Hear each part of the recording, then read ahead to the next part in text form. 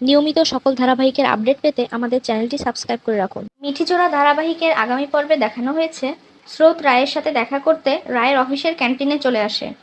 তখন রায় খুব আপসেট হয়ে থাকে এবং স্রোতকে বলে, তুই কি পারবি এই রিপোর্টটা নিয়ে অন্য কারোর সাথে কনসাল্ট করতে?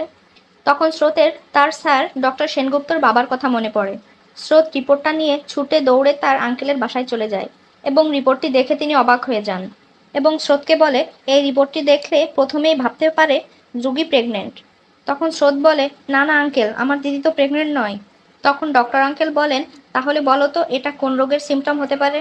স্রোত কিছুক্ষণ চুপ করে থাকে, এরপর কিছু একটা ভাবতেই সে অবাক হয়ে তার চোখ দিয়ে পানি পড়ে যায়।